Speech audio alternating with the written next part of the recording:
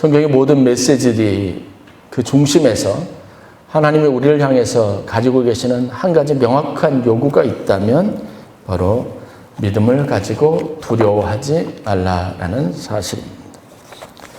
사실 어느 누구도 고난을 좋아하거나 고난을 자처해서 스스로 받기를 원하는 사람은 없습니다. 그럼에도 불구하고 우리가 고난에 대처할 수 있는 신앙인으로서의 마음의 자세와 각오들은 반드시 필요합니다. 고난이라고 하는 것이 사실 우리의 운명과 같아서 예외적으로 고난을 피해서 사는 사람은 없습니다. 고난이라고 하는 말의 다 사전적 의미는 괴로울 고자와 어려울 난자를 써서 괴로움과 어려움이 우리 인생에 있다라는 의미를 가지고 있죠. 보면 내가 아무리 잘해도 다른 사람 때문에 어려움을 당하는 경우들도 있습니다. 코로나19라는 것이 사람과 사람 사이에 기본적인 경계심을 갖게 한다는 데서 그렇게 썩 좋은 것은 아닙니다. 저 사람에게 확신할 수는 없어요. 잠재적 가능성이 있는 바이러스를 전파할 수 있는 가능성이 있는 사람들이니까 늘 언제나 면밀하게 살펴야 하고 그래서 사회적 거리를 두고 있어야 합니다. 요즘 식당에 가면 여러분 옆 사람이 베풀어주는 친절도 이제는 거절해야 돼요. 수저를 놔주거나 물컵에다 물을 따라주거나 하는 거 하지 말고 자기 거 자기가 해야 합니다. 어르신들도 그렇게 해야 합니다. 왜냐하면 손을 통해서 접촉을 통해서 감염될 위험이 있기 때문이라고 합니다. 점점 이렇게 생활 속에서 사람과 사람 사이에 아주 사소한 친절까지 베푸는 일도 우리가 경계해야 될 대상이 되었다는 게 참 슬프기만 합니다. 그래도 고난 속에서 우리가 고통 속에서도 하나님의 섭리를 바라보고 믿음으로 승리할 수 있는 그 선한 싸움을 싸울 수 있는 성도들이 될 수 있기를 바랍니다. 교회가 전통적으로 피난처라고 하는 이미지를 많이 가지고 있습니다. 고난당한 사람들, 고통 속에 있는 사람들, 병든 사람들, 마음에 괴로움이 있는 사람들, 새로운 일들을 위해서 하나님이 어떤 도움을 받길 원하는 사람들이 모여드는 곳이니까요. 그래서 하나님의 교회 안에 있으면 지금보다는 훨씬 더 나아질 것이라는 기대를 가지고 있고 또 어려움 가운데 있는 사람들은 교회에 오면 신앙생활하면 하나님의 특별한 관심과 도우심으로 그 고난과 어려움을 면할 수 있을 것이라는 기대들을 많이 가지고 있습니다. 그리고 저희가 전도할 때도 경험해 봤지만 그게 전도에 굉장히 중요한 효과적인 수단이 되기도 합니다. 어려우면 교회 오세요. 기도하세요. 혹은 내가 기도해 줄게요. 하나님이 이렇게 도우십니다. 제 주변에 이런 분들은 이런 도움을 받았으니까 당신도 똑같은 어려움 가운데 있으니까 교회에 오면 그렇게 도움을 받을 수 있을 것이라고 이야기합니다. 그 기대를 우리는 다 가지고 있습니다. 나아질 것이라는 소망이 없이 신앙생활하는 사람은 없습니다.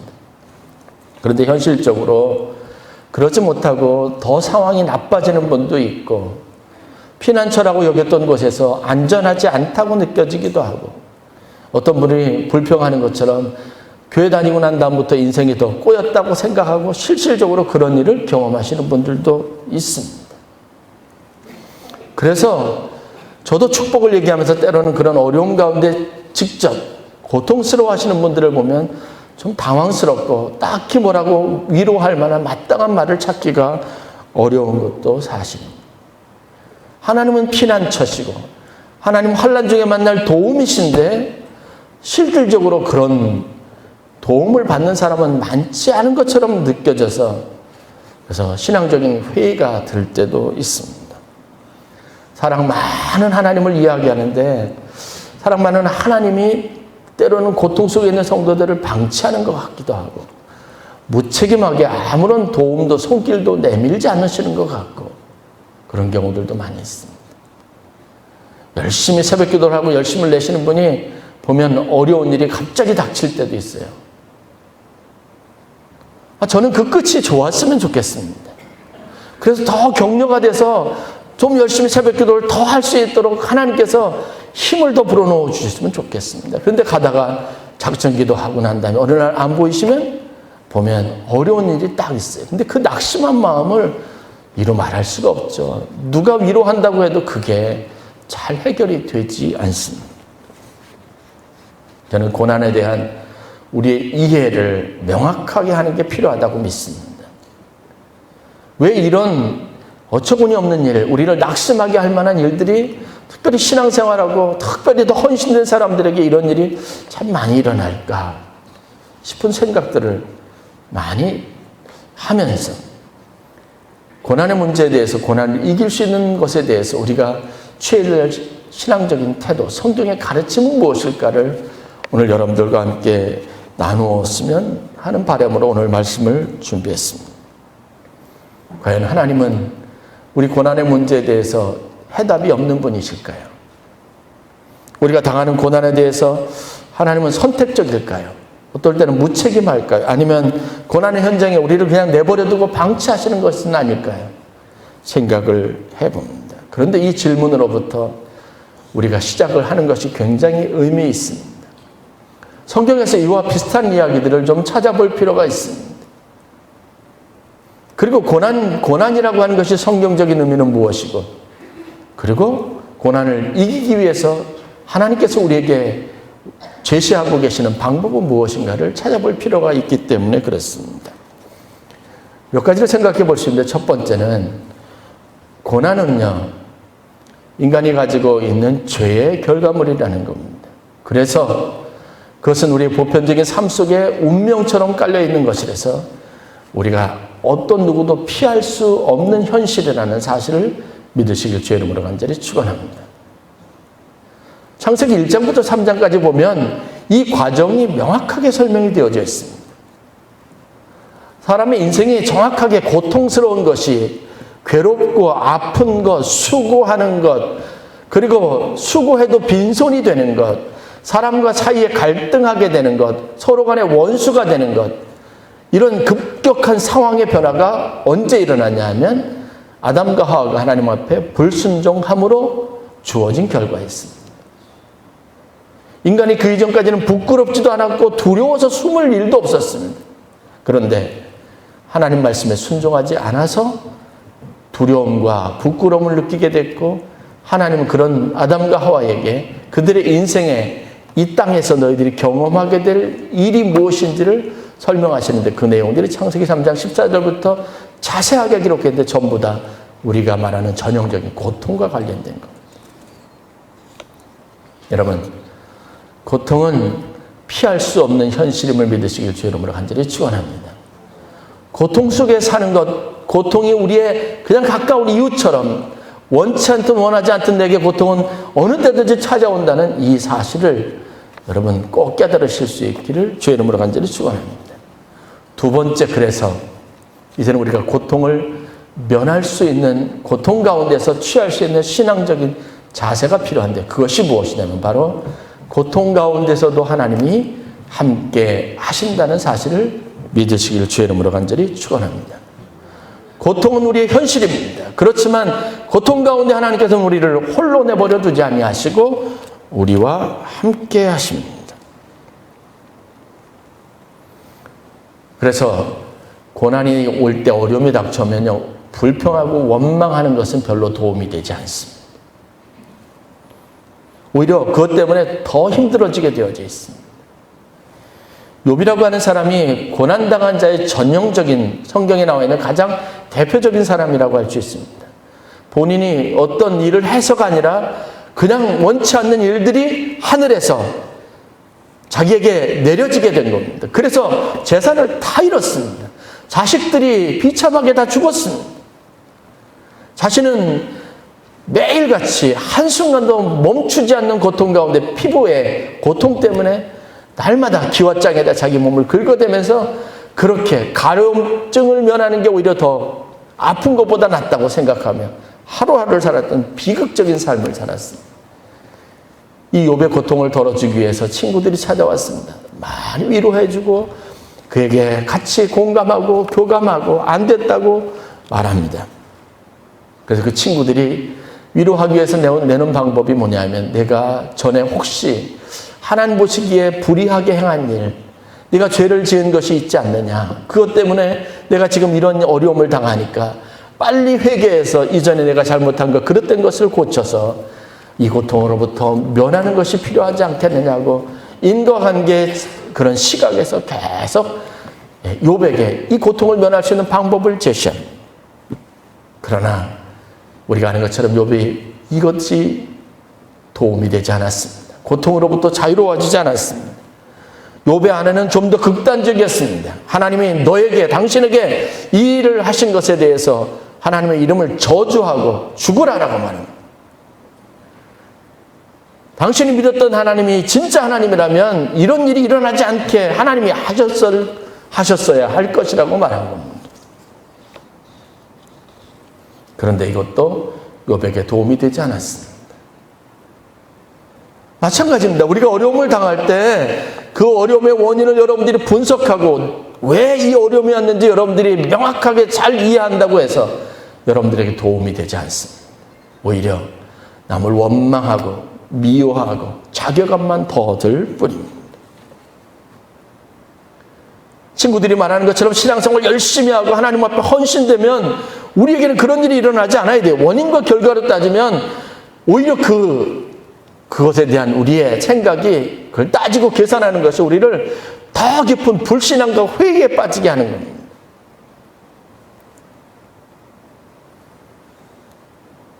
하나님을 원망하고 저주한다고 도움이 되지 않습니다. 어떻게 이들이 욥이 회복할 수 있는지를 우리가 잘 살펴봐야 합니다. 그것에서 우리가 고난을 면하고 고난 속에서 다시 일어날 수 있는 힘을 또 지혜를 얻을 수 있어야 합니다.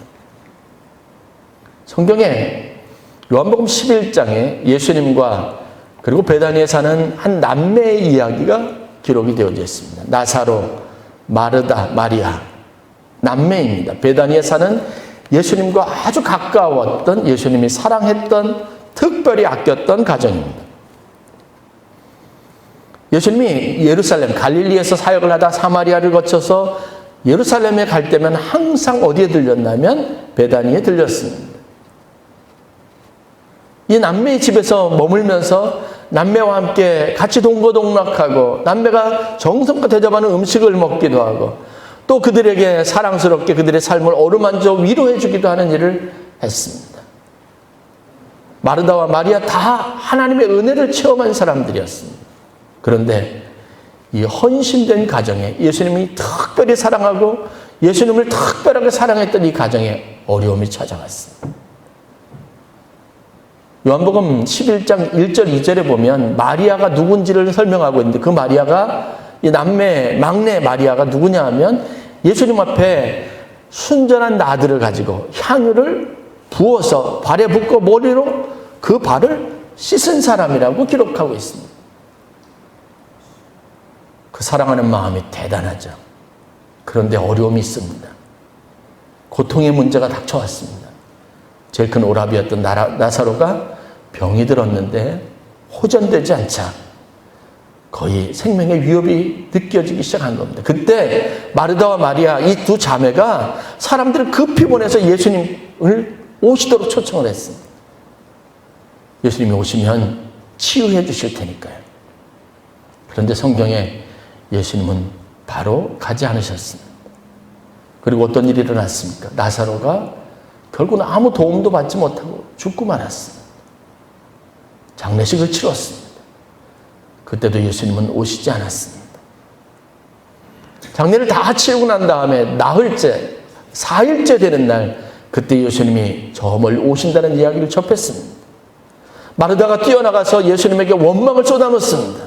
마리아도 예수님께 원망을 쏟아놓습니다.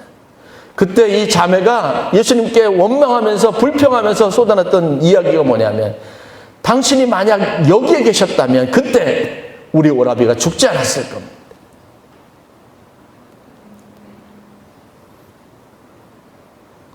우리가 당하는 고통에 무게가 있어서 사실은 우리가 참 힘들고 어렵습니다.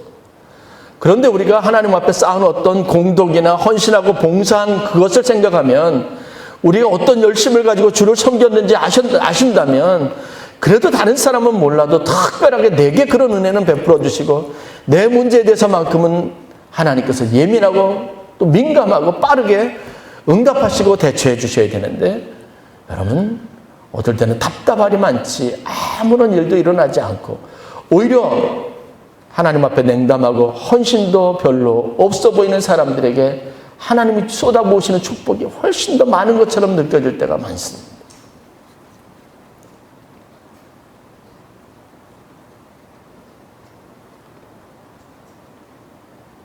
이것이 바로 우리가 가지고 있는 근본적인 질문입니다. 그런데 여러분, 여기에서 우리가 관심을 가지고 봐야 할, 놓칠 수 없는 구절이 있습니다. 왜 예수님이 나사로를 살리기 위해서 적절한 시점에 마르다와 마리아가 그토록 원하던 때에 찾아오시지 않았느냐?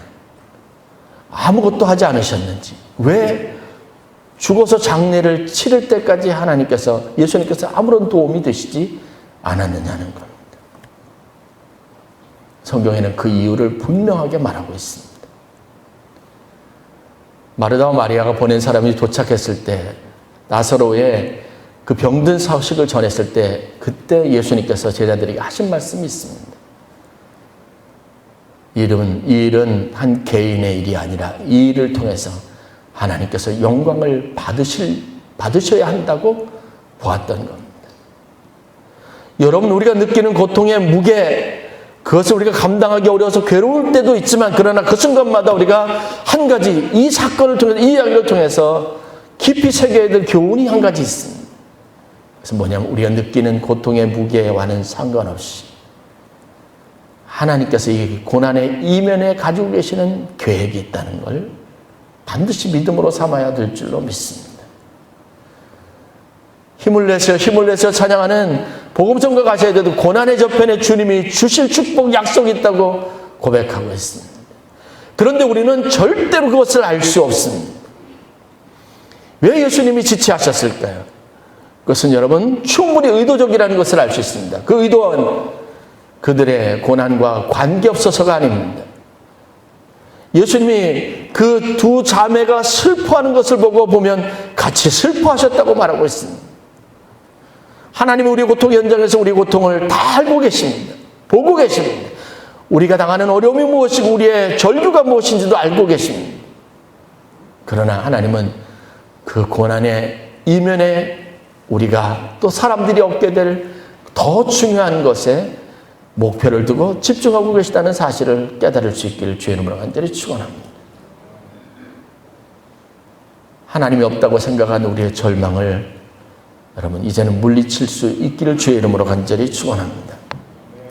오늘 읽은 성경 말씀 본문은요, 예수님께서 십자가에 달리기 전 마지막 예루살렘에서 셋째 날인가 저녁에 예수님께서 제자들과 함께 나누신 말씀입니다. 예수님은 십자가에 달리셔 돌아가시기 위해서 마지막 자신의 사명과 자신의 운명에 대한 모든 준비를 다 마쳤습니다. 그러나 제자들은 아무런 준비들이 갖추어져 있지 않았습니다. 스승님 예수님이 죽고 나면 그 이후로 십자가에 또다시 달려야 될 대상자들은 전부 예수를 따르던 제자들이었습니다. 그래야 그 세력이 잠잠해질 테니까요. 최소한 유대인들은 그 당시 예수를 따르는 사람들을 폭도라고 보았습니다. 나라를 전복시키려고 하는 사람들이라고 보았습니다. 다 잡아서 가두거나 죽여야 될 대상자들로 보았습니다. 제자들이 두렵죠. 그러나 예수님은 그런 상황, 피할 수 없는 고난의 상황에서 제자들에게 진짜 필요한 말씀을 주셨습니다. 그 말씀, 어느 때보다도 위로가 되는 말씀이 무엇이냐, 우리가 읽은 처럼 너희와 함께 하시겠다는 말씀입니다. 내가 너희를 떠난 것이 아니라 다시 너희에게 와서 너희와 함께 하겠다는 겁니다.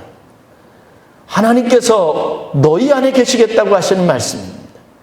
그래서 어떻게 하라고요? 진리 안에 거하고 말씀 안에 거하고 하나님의 사랑 안에 거하면 그것을 알 것이라고 말합니다. 즉 고난의 현장에서도 그러면 신앙이 되어야 합니다. 많은 사람은 고난이 찾아올 때 회의감을 가지고 교회를 떠나고 신앙을 버리지만 아닙니다. 고난이 찾아올 때 우리는 더 믿음이 있어야 합니다. 더 신앙적이어야 합니다. 더 가져야 될 확신한 믿음은 하나님이 우리와 함께 하신다는 겁니다. 고아처럼 내버려두지 않겠다고 말씀하셨습니다.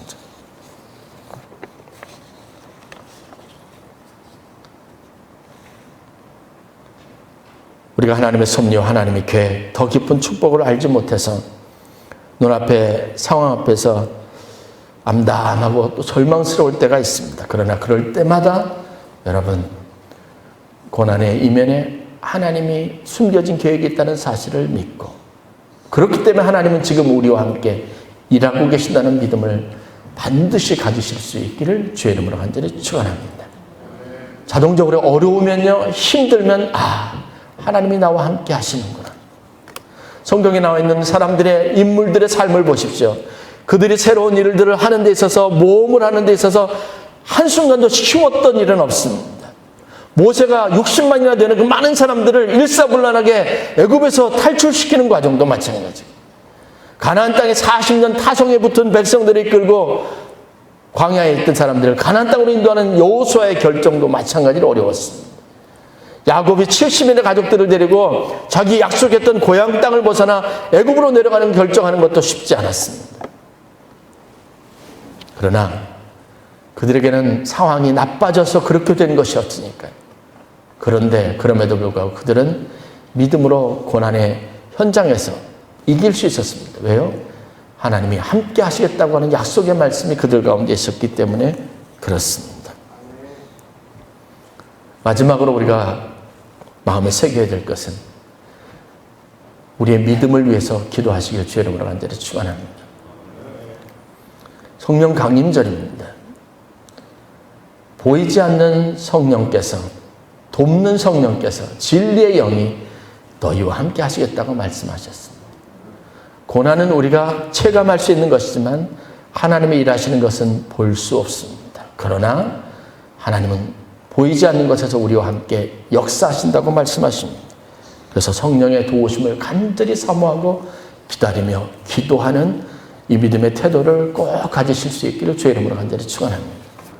어려우면요, 작정 기도하시는 겁니다. 어려우면 금식하는 겁니다. 어려우면 더 간절해지는 겁니다. 더 사모한 마음을 갖는 겁니다.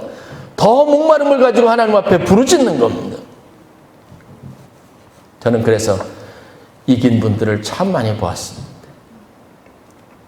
원치 않았던 고난에 대처하는 최고의 스승은 바로 다윗입니다.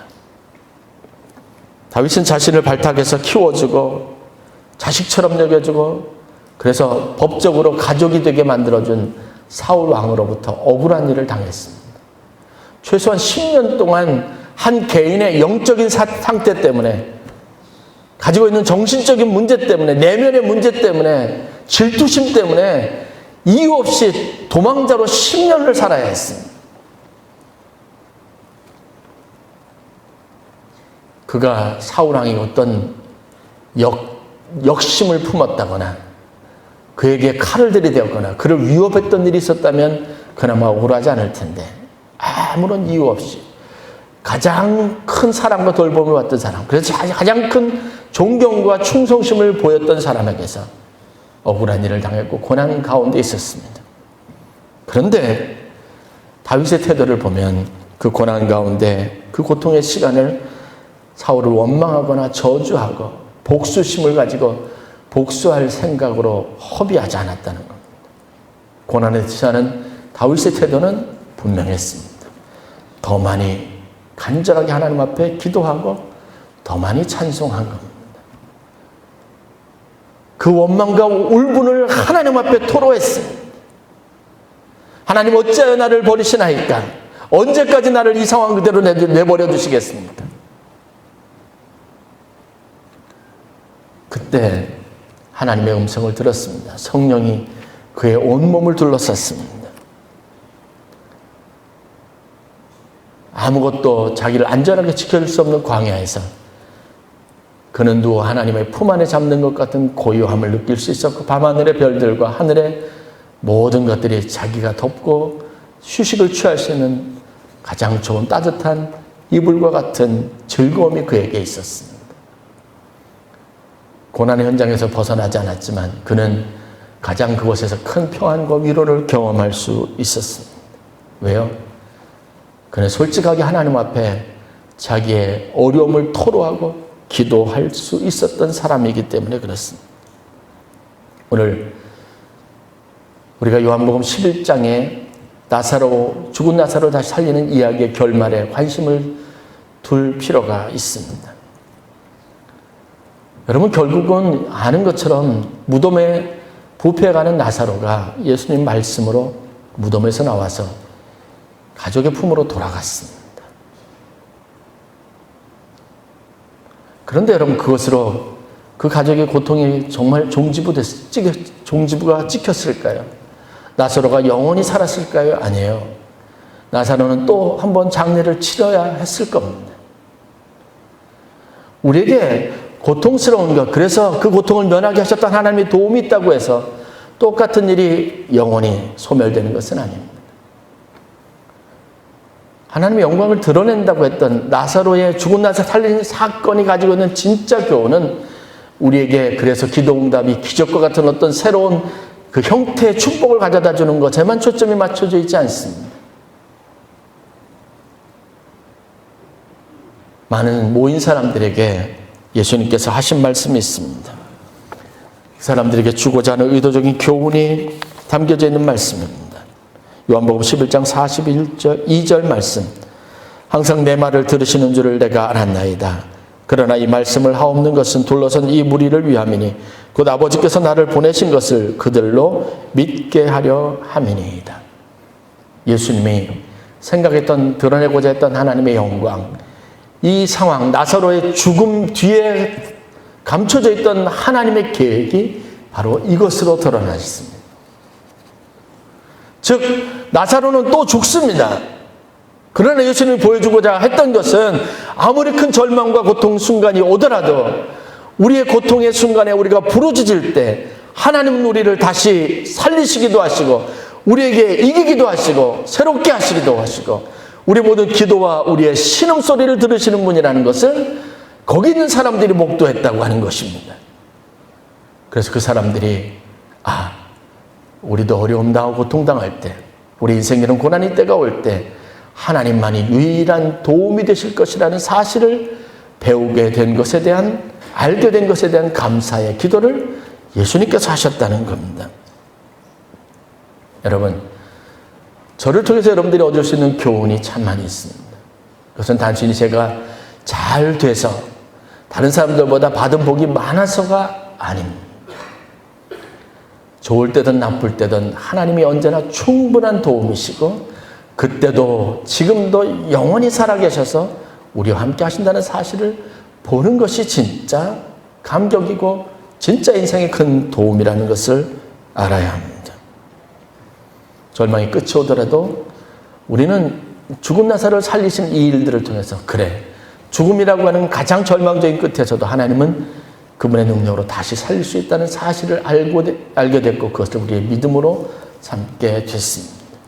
인생의 마지막 길에 여러분 천국으로 가시는 어르신들의 마지막 걸음을 보면서도 우리가 교훈을 얻기 때문에 죽음이 끝이라지 아니라는 사실을 믿음으로 삼고 여러분 넘치는 위로를 경험하고 있습니다. 그래서 사망이 우리에게 쏘는 것을 이기는 힘이 우리에게 있다는 사실들을 믿으시길 주의 이름으로 간절히 축원합니다.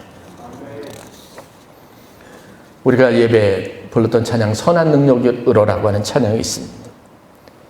히틀러가 2차 세계대전을 일으키면서 나치주의자들을 앞세워서 전 세계를 적색화했고 그 사상에 반대하고 히틀러를 반대하는 사람들을 죽였습니다. 수없이 많은 사람을 죽였습니다. 많은 사람들이 그 공포 앞에, 죽음의 공포 앞에 무릎을 꿇고 타협했습니다. 그런데 청년 목사 디히트리 본 회퍼는 그렇게 하지 않았습니다. 저항운동을 벌였습니다. 결국은 잡혀서 감옥에 갇히고 사형 선고를 받았습니다. 그 앞에 펼쳐져 있는 정해진 날짜, 죽음의 순간들 앞에 두렵지 않을 사람은 없습니다. 그런데 나치의 강압과 채찍 앞에서, 매일 당하는 고문 앞에서도 한 인간으로서의 그가 가지고 있는 두려움을 이기고 그는 가장 아름다운 마지막 순간을 맞이했습니다. 1943년 3월에 체포되어서 45년 교수형을 당할 때까지 제 2년도 되지 않는 시간 동안 그는 나치의 압제 속에서 타협하지 않는 위대한 승리자가 되었습니다. 어려운 상황 속에서 스스로를 지켜내기 위해서 자기만이 가지고 있었던 생활 원칙이 있었습니다. 감옥에서 그가 유지했던 것, 그것은 바로 말씀과 기도였습니다. 성경을 읽고 기도했습니다. 죽음의 고통, 또 받아야 될 고문에 대한 그런 아픈 기억이 살아날 때마다 말씀을 붙잡고 하나님 앞에 기도했습니다. 1944년 교수형을 앞두고 감옥에서 자기 신앙 고백, 자기 안에 있는 믿음의 고백을 시로 썼습니다. 독일어로 본구텐 마흐텐이라고 하는, 번역하면 선한 능력으로라고 하는 자그마한 신앙 고백이자 시였습니다. 그 내용은 바로 이런 것이었습니다. 감옥에서 그가 늘 묵상하며 자신에게 사실로 진리로 받아들였던 것이었습니다. 선한 능력이 언제나 고요하게 둘러싸여서 보호받고 위로받는 이 놀라움 속에 여러분과 함께 오늘을 살기 원하고, 그리고 여러분들과 함께 새로운 한 해를 맞이하기 원합니다. 옛것은 여전히 우리의 마음을 괴롭게 하고 어두운 날들의 무거운 짐은 여전히 우리를 누르지만, 오 주님, 내몰려버린 우리의 영혼에게 주님께서 예비하신 구원을 주옵소서. 주님께서 쓰라리고 무거운 고통의 잔을 가득 채워 저에게 주셨으므로 저희는 그 잔을 주님의 선하고 사랑스러운 손으로부터 떨림없이 감사함으로 받습니다. 그럼에도 주님께서는 저희에게 이 세상에서 기쁨과 빛나는 햇볕을 주시기 원하십니다. 그러기에 저희는 지나간 일들을 회상하며 저희의 생명을 온전히 주님께 맡깁니다. 주님께서 우리의 어두움을 밝히신 촛불은 오늘도 밝고 따뜻하게 타오르게 해 주시옵소서. 우리가 다시 하나 되게 하여 주옵소서. 우리는 압니다. 당신의 빛이 밤을 비추고 있음을. 이제 저희 주변 깊은 곳에 고요가 편안할 때 저희 주변을 보이지 않게 에워싼 세상에 온전히 울려 퍼지는 소리를 저희들로 하여금 듣게 하옵소서.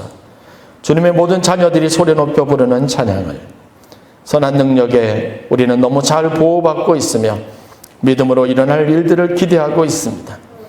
하나님께서는 밤이나 아침이나 우리 곁에 계십니다. 또한 매일의 새로운 날에 함께 하십니다.